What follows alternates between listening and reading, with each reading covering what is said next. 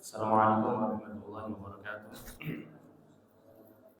Alhamdulillah, salatu wassalamu ala Rasulillah wa ala alihi wa man Asyhadu an la ilaha illallah wa asyhadu anna Muhammadan abduhu wa rasuluh. La nabiyya wa la rasulullah ba'da. Bapak-bapak dan ibu-ibu yang dimuliakan oleh Allah Subhanahu wa taala, kembali kita melanjutkan murojaah dari kitab tauhid kita. Yang mana pada pertemuan yang lalu kita sampai pada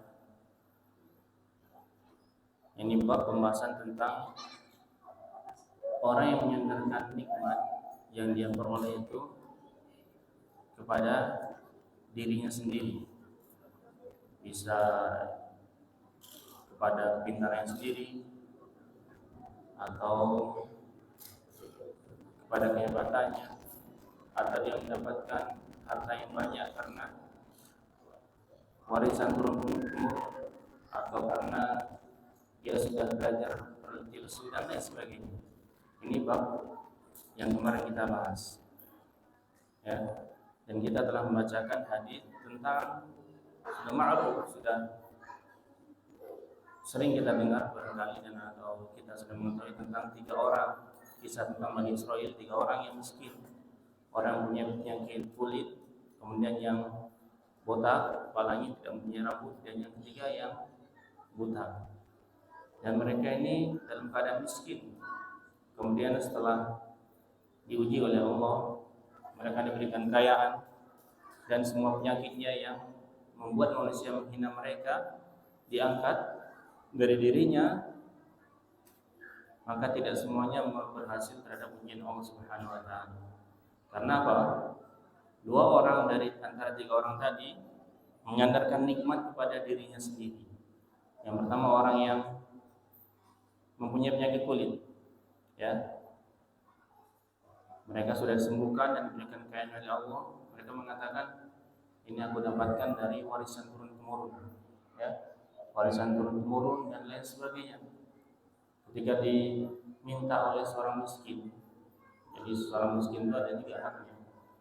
Dari hartanya yang dia peroleh, dari kekayaannya tersebut, mereka mengatakan, ini saya dapatkan dari turun-temurun, dan ini aku banyak tanggungannya, padahal cuma sedikit saja diminta oleh orang miskin. Kemudian Allah kembalikan dia ke dalam keadaan semula, yaitu mempunyai penyakit kulit dan dalam keadaan miskin. Yang kedua yang botak juga kemudian diuji juga oleh Allah lagi, dan dia tidak berhasil membahagianya. Dia mengatakan, ini kekayaan saya diperoleh dari turun-temurun, dari keahlian saya. Maka Allah kembalikan dia dalam keadaan dia semula, mulai botak dan dalam keadaan miskin. Maka yang ketiga berhasil. Yang ketiga berhasil, dia diuji oleh Allah. Maka dia mengatakan, ini dulu saya tidak punya apa-apa, maka ketika engkau menginginkan ini, maka ambillah, ini semuanya dari Allah, ambillah sesuka hatimu. Maka dia berhasil. Dan kita juga kemarin telah bacakan perkataan Ibnu Qayyim, ya.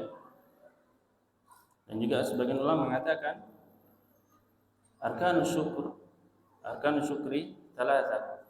Rukun syukur itu ada 3. Ya. Kenapa kita mengatakan di sini rukun syukur ada 3? Ini sesuai dengan pembahasan bab yang kemarin. Karena mereka tidak bersyukur. Orang yang tadi dicabut kenikmatannya setelah dia diberikan mudarat oleh Allah, kesusahan oleh Allah, kemudian diberikan nikmat dan dicabut nikmatnya, mereka tidak bersyukur. Tidak bersyukur kepada Allah Subhanahu wa taala. Para ulama mengatakan rukun syukur ada 3. Yang pertama adalah al-iqraru bi ni'mah. Ya, dia mengakui nikmat tersebut.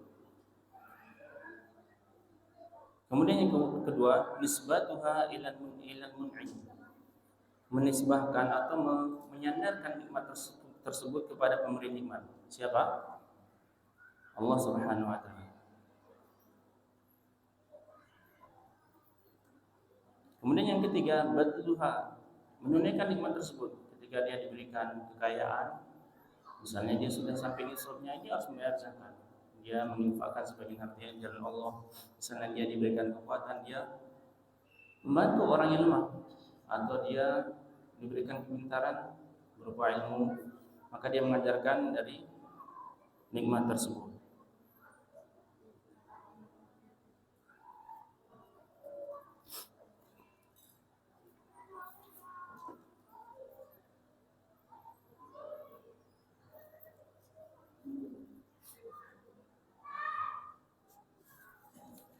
Baik, kita akan kembali ulang tentang perkataan Ibnu Qayyim tentang nikmat.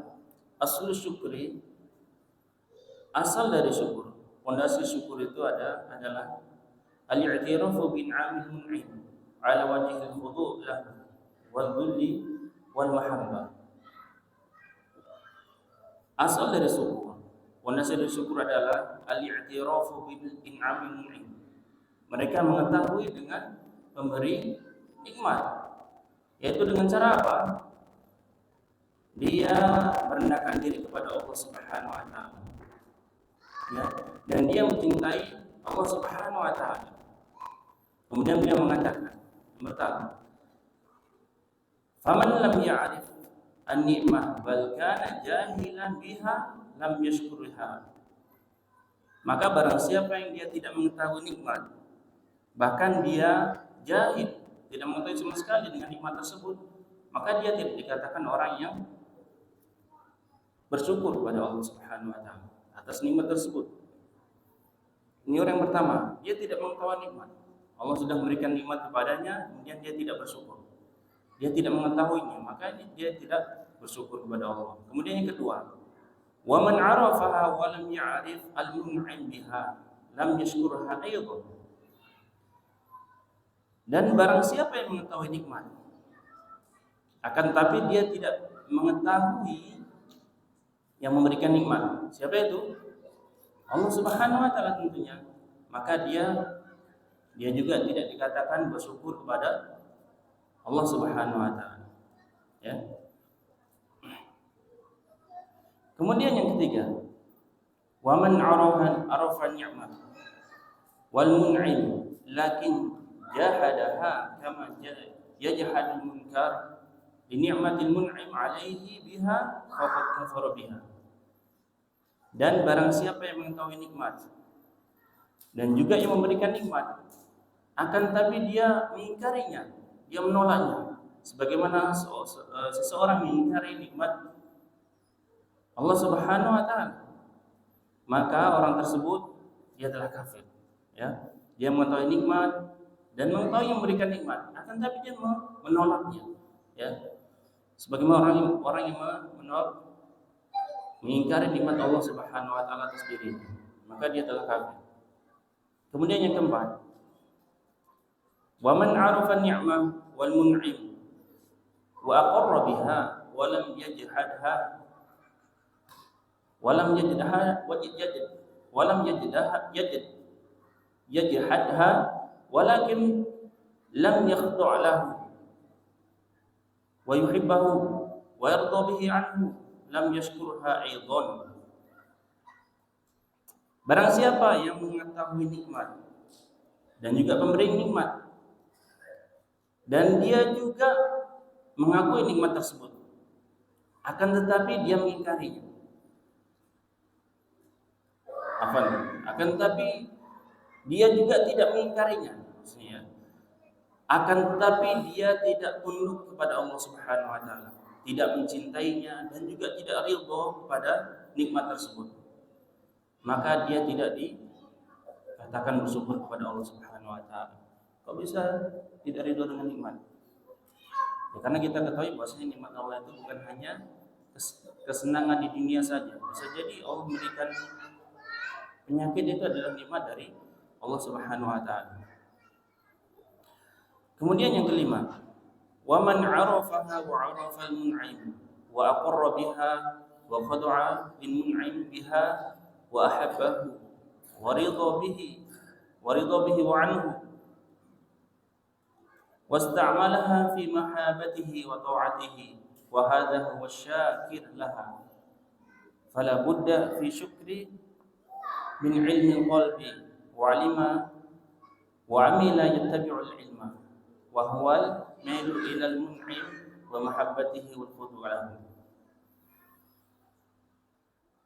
Dan barang siapa yang mengetahui nikmat dan juga mengetahui pemberi nikmat, dan dia menetapkan nikmat tersebut datang dari Allah, dan dia tunduk kepada pemberi nikmat, kepada Allah Subhanahu wa taala, dan dia mencintai Allah Subhanahu wa taala, ridho terhadap keputusan Allah Subhanahu wa taala, dan Allah juga ridho kepada dirinya, dan dia menggunakan nikmat tersebut di dalam kecintaan kepada Allah, ketaatan kepada Allah, maka dialah orang yang bersyukur kepada Allah Subhanahu wa taala.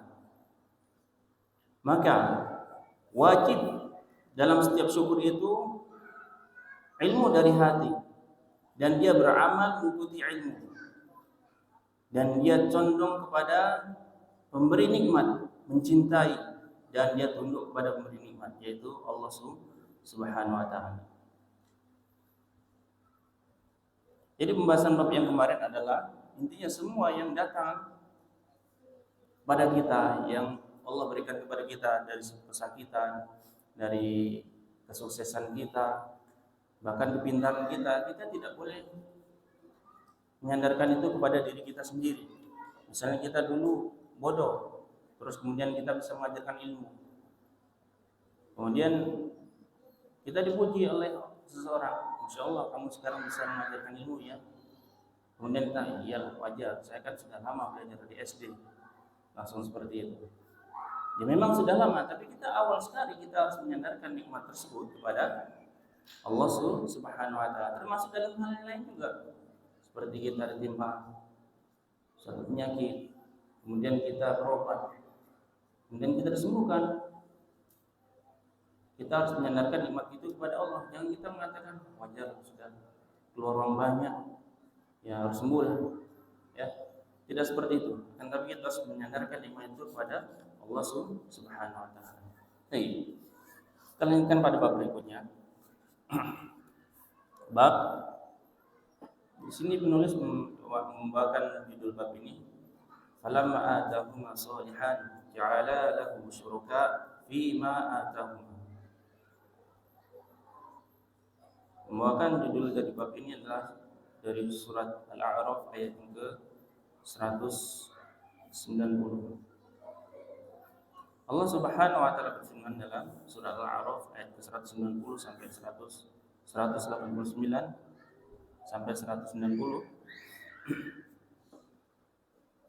Huwallazi khalaqakum min nafsin wahidah wa ja'ala minha zawjaha liyaskuna ilaiha falamma tawashshaha hamalat hamlan khafifan famarrat bihi falamma athqalat da'awa Allah rabbahuma la in ataytana salihan lanakunanna minasyakirin falamma atahuma salihan ja'ala lahu syuraka'a fima atahuma fata'ala Allahu 'amma yusyrikun. Allah Subhanahu wa taala dalam surah Al-A'raf ayat yang ke-189 sampai ke-190 mengatakan bahasanya dialah Allah yang menciptakan kalian dari diri yang satu dan menjadikan darinya suami atau istrinya, yaskuna ilaiha, agar kita tenang bersamanya, menjadikan istri saling menenangkan antara satu dan lainnya, ya. Falamma tawashshaha hamalat hamlaha khafifan famarrat bih. Maka ketika Allah telah takdirkan mereka untuk bersatu, menikah dan melakukan hubungan suami istri, hamalat mereka, yakni istrinya, yakni Adam. Di sini mengisahkan tentang Nabi Adam dan Hawa. Istrinya Hawa dia hamil, khafifan famarrat bih. Hamil, kalau awal-awal hamil itu kan perutnya masih terasa ringan untuk dibawa sampai berlalu beberapa waktu, ya, sampai berlalu beberapa waktu.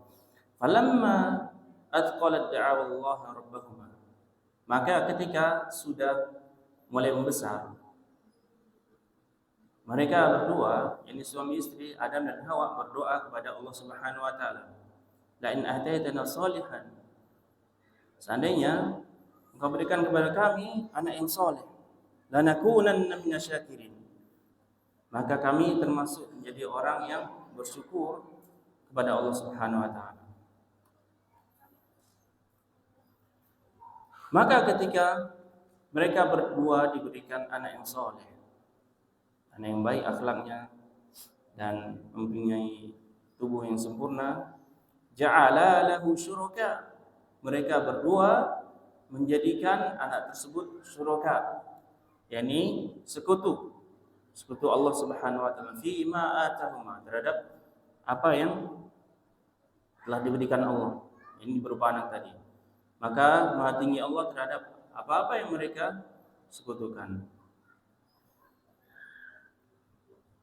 Bapak-bapak dan ibu-ibu yang dimuliakan oleh Allah Subhanahu wa taala.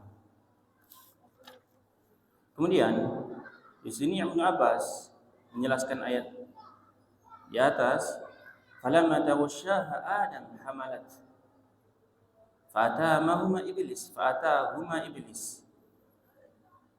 faqala inni sahibukuma alladhi akhrajakuma minal jannah la tuti'unnani aw la aj'alanna lahu qarnay iyal fayakhruju min batnik fayashukkuhu wa la af'alanna yukhawifuhuma samiyahu Abdul Harith fa'abaya an yuti'ahu fakharaja mayyitan thumma hamalat fa'atahuma fadhakara lahuma fa'adrakahuma hubbul walad fasammayahu Abdul Harith fadzalika qaluhu ta'ala lahu syuraka fima atahuma, rawahu Ibnu Abi Hatim. Di sini Ibnu Abbas menjelaskan ayat yang di atas. Maka ketika Adam hamil, beliau berhubungan dengan suaminya, Adam dan Hawa saling berhubungan, maka Hawa hamil. Kemudian datang kepada mereka berdua iblis, dan iblis mengatakan, aku adalah teman kalian yang mengeluarkan kalian dari surga, maka engkau harus menaatiku. Aku akan menjadikan anak yang dalam kandungan Hawa mempunyai kornai iyal, yaitu dua tanduk. Fayakhruju min batnika fayashukku, maka akan keluar dari perutmu itu, perut Hawa, dan akan merobek.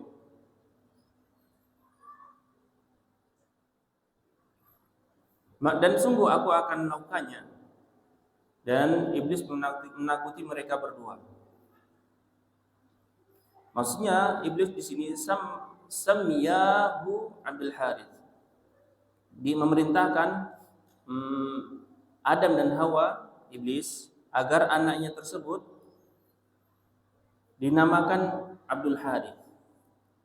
Maka mereka berdua, Adam dan Hawa, enggan untuk menamakan atau taat kepada iblis.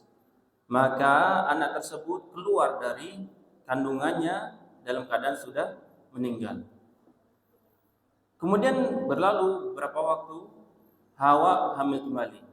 Kemudian datang lagi iblis mengatakan hal yang sama. Dan beberapa kali datang kepada Adam dan Hawa mengatakan hal yang sama. Beberapa kali juga Adam dan Hawa enggan untuk menaati mereka berdua. Maka karena Adam dan Hawa menginginkan seorang anak, kemudian beliau berdua menamai anak tersebut Abdul Harith. Maka turunlah atau ayat yang di atas berkaitan dengan Adam dan Hawa. Ja'ala lahu syuraka fi ma atahuma. Mereka berdua menjadikan sekutu terhadap apa yang telah Allah berikan kepada mereka berdua yang berupa anak, karena dinamakan Abdul Harith. Ini diriwayatkan dari Ibnu Abi Hatim. Tapi bapak-bapak dan ibu-ibu yang dimuliakan oleh Allah Subhanahu wa taala, dalam ayat tersebut kemudian Ibnu Abbas menjelaskan, dan juga para ulama yang lain menjelaskan, ini berkaitan tentang penamaan anak selain penghambaan kepada Allah Subhanahu wa taala. Ini tidak dibolehkan dalam agama kita. Abdul selain penghambaan kepada Allah Subhanahu wa taala. Misalnya siapa? Abdul Syaitan. Apalagi? Tapi dulu ada teman saya di pondok, Abdul Harith ya. Dirubah namanya jadi Abdul Harith ini. Abdul Harith.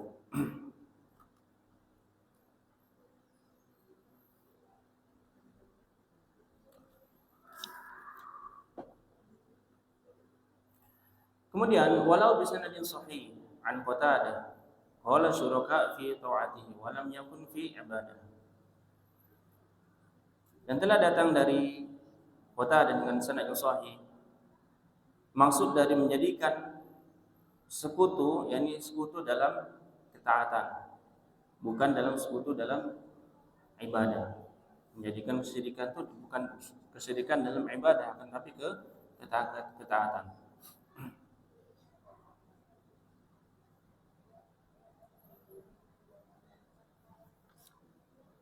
Maka athar tersebut munasabatul athar li babi tauhid wa li tauhid haitsu afada al athar anna at-ta'bid li ghairillah fi tasmiyah syirkun. Bahasanya penghambaan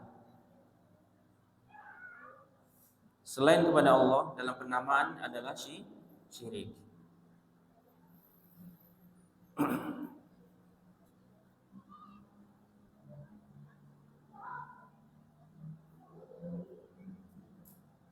Kemudian dari sanad yang sahih juga dari Mujahid, la in ataitana salihan qala asfaqa alla yakuna insana wa dzakara ma'nahu 'anil Hasan wa Sa'id wa ghairihima.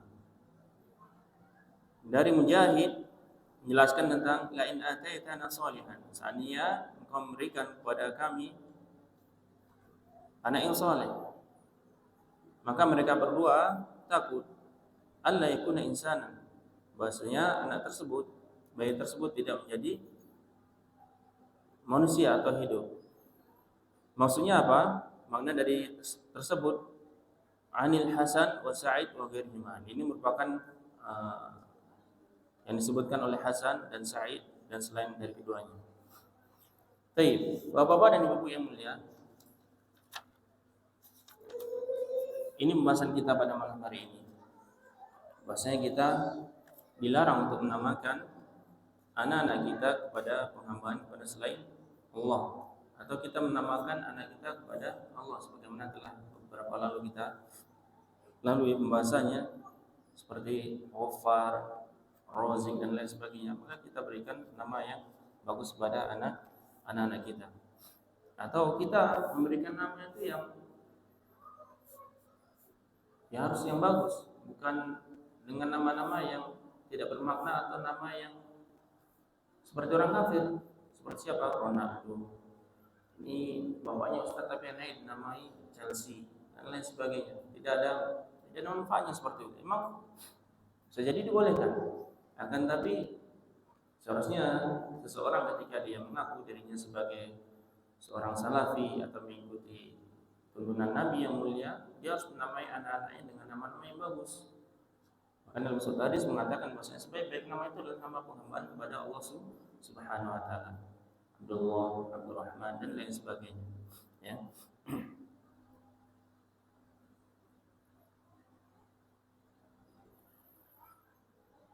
Baik. Demikian yang bisa kita sampaikan pada pertemuan kali ini. Apa yang benar datangnya dari Allah Subhanahu wa taala, yang salah datangnya dari pribadi dan dari syaitan kepada Allah. Mohon maaf, mohon ampun. Subhanakallahumma wa bihamdika asyhadu an la ilaha illa anta